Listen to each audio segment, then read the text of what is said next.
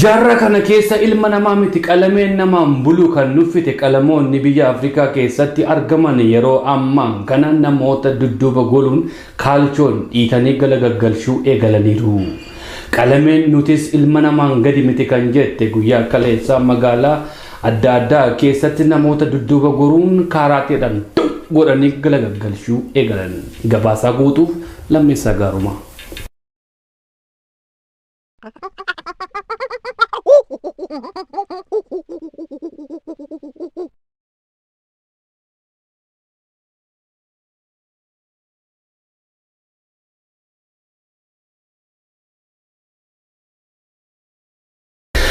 Dhaggeeffattootaaf daawwattoota kan keessa oduun guyyaa irraaf qabnu kanumaan akka torban yeroo biraa walitti deebinutti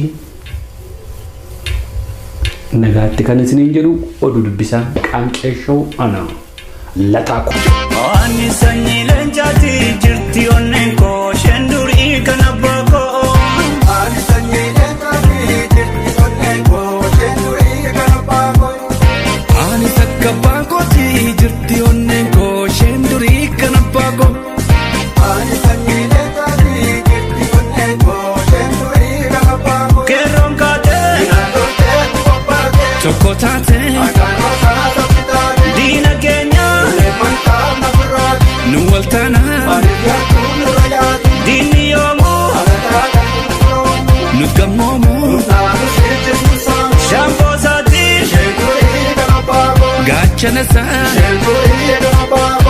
ani sanyii leencaati jirti onneen koo shendurii kan abbaa koo. Ani sanyii leencaati jirti onneen koo shendurii kan abbaa koo.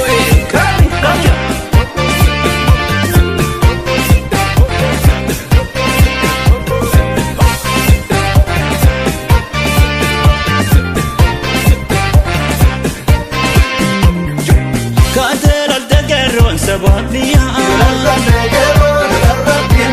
lolle dargana bilisumma